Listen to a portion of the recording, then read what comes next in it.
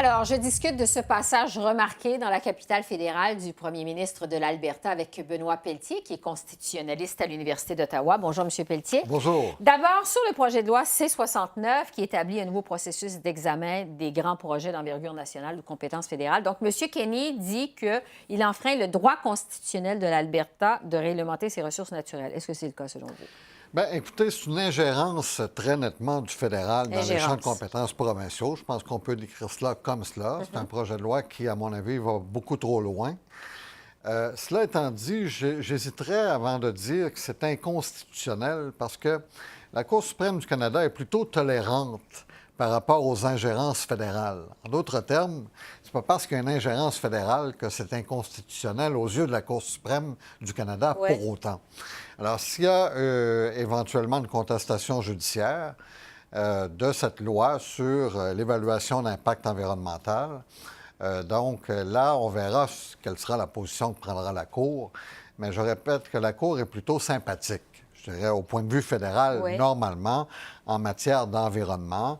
Et donc, il y a tout à parier, à ce stade-ci, que la Cour donnerait raison à Ottawa plutôt qu'à la province de l'Alberta ou à la province de Québec, qui, par ailleurs, elle aussi dénonce le projet de loi C-69. Bon.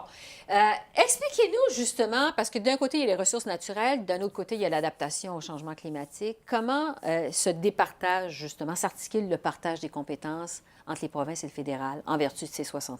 C'est l'enchevêtrement des compétences à tous égards. En ce qui concerne d'abord l'environnement, disons-le d'emblée, l'environnement est un domaine de compétences partagées. Donc, ça veut dire qu'à la fois le Parlement du Canada et les législatures provinciales peuvent légiférer en matière d'environnement.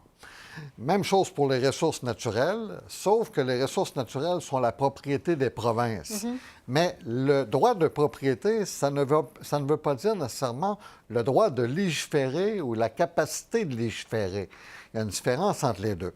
Vous êtes propriétaire d'un bien, ça ne veut pas dire nécessairement que vous avez la possibilité de légiférer par rapport au même bien ou de légiférer par rapport à ce bien-là à tous égards. Et donc, c'est là que je vous parle d'enchevêtrement des compétences fédérales et provinciales, c'est-à-dire qu'en matière de ressources naturelles aussi, il y a donc des empiètements, des enchevêtrements, des duplications de compétences fédérales et provinciales. Ça fait partie du fédéralisme canadien. Donc, on verra les suites que va donner M. Kenney au projet de loi s'il est adopté, évidemment, comme tel. Entre-temps, M. Kenney menace aussi de tenir dans sa province un référendum sur la péréquation. Est-ce qu'on doit prendre ça au sérieux, vous pensez? Bien, oui, dans le sens suivant. D'abord, sur le plan juridique, non, pas vraiment, parce que la péréquation est protégée par la Constitution du Canada à l'article 36 de la loi constitutionnelle de 1982. Mais politiquement, c'est plus dangereux, cependant, pour une province comme le Québec, à titre d'exemple, ou pour les provinces qui sont bénéficiaires de péréquation. Parce que la Constitution ne prévoit pas en elle-même la formule de péréquation. Donc, la Constitution ne dit pas de quelle façon doit être calculée la péréquation. Ce qui amène le gouvernement du Canada tantôt à revoir la formule à la hausse comme étant plus généreuse, tantôt à la revoir à la baisse comme étant moins généreuse. Et un référendum comme celui-là pourrait effectivement amener éventuellement Ottawa à revoir la formule de péréquation à la baisse.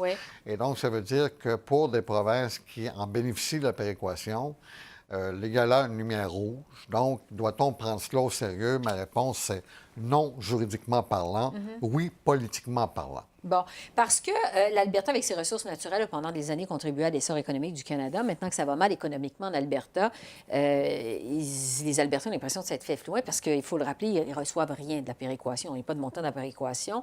Est-ce qu'ils ont raison d'être frustrés? La réponse, c'est oui. Bien, ils ont raison d'être frustrés, oui, sauf que, comme vous l'avez dit, l'Alberta ne reçoit pas de péréquation. Mais la péréquation, ce n'est pas de l'argent qui est pris dans les poches des Albertains directement pour être versé aux provinces bénéficiaires. Ça fait partie des impôts fédéraux en général. C'est une redistribution de la richesse au Canada.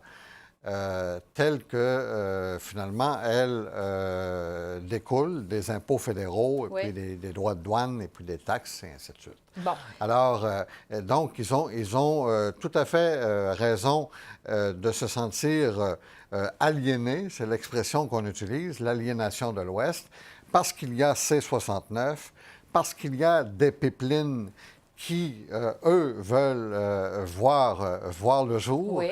et Qui qui se ne sont pas construisent pas, construits. c'est ça. Et qui ne sont pas construits, parce qu'il y a aussi un projet de loi C-48 qui porte sur la réduction du transport du pétrole dans le nord de la Colombie-Britannique, ce qui a un impact direct sur l'Alberta. Oui. Alors, ils ont une foule de raisons pour être, franchement, comment dirais-je, frustrés du régime canadien au moment où on se parle. Tellement que M. Kenney affirme qu'il y a un mouvement sécessionniste dans sa province, qui est actuellement 50 dans les intentions de vote des Albertains, que si c'était le cas au Québec actuellement, Ottawa baisserait les bras.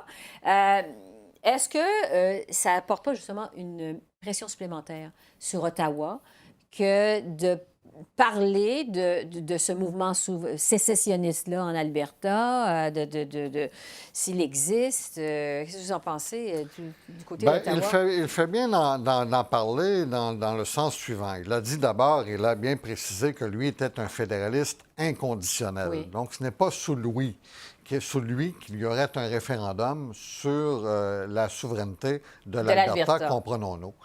Mais ça en dit long sur le sentiment qui se développe en Alberta, en particulier, voulant qu'il ne soit pas compris ni entendu par Ottawa. Les Albertains, sous M. Harper, avaient repris du poids de la bête et puis avaient plus d'influence politique. Oui, donc une bonne stratégie de sa part. Et puis, donc, je dirais que de la part de M. Kenney, c'est bon qu'il fasse savoir à quel point les Albertains sont mécontents dans l'ensemble canadien. Et je vous dirais que là-dessus, M. Trudeau est bien piégé. Parce que d'un côté, il y a tous ces efforts que veut faire M. Trudeau pour combattre les changements climatiques et protéger l'environnement. Puis d'un autre côté, il y a l'industrie pétrolière qui est une source de richesse pour le Canada et puis finalement qui est extrêmement importante en Alberta, mais qui l'est aussi dans une moindre mesure en Saskatchewan, ne l'oublions pas. Alors, maintenant que Jason Kenney est passé vers Ottawa aujourd'hui, faire valoir son point de vue, et bon, ça a été remarqué évidemment, à quoi on peut s'attendre en quelques secondes pour la suite des choses? Bien, on peut s'attendre à beaucoup de tensions entre l'Alberta et la Colombie-Britannique dans un premier temps. Oui. Je pense que M. Kenney est très sérieux avec son projet de loi 12 qui vise à éventuellement fermer le robinet en ce qui concerne le transport du pétrole en Colombie-Britannique. Et on peut s'attendre à beaucoup de tensions entre l'Alberta et Ottawa, notamment en ce qui concerne les projets de loi C-48 et C-69 dont on a parlé précédemment. Donc, on n'a pas fini d'entendre parler de M. Kenney et de ses revendications. Benoît Pelletier, merci beaucoup. Merci.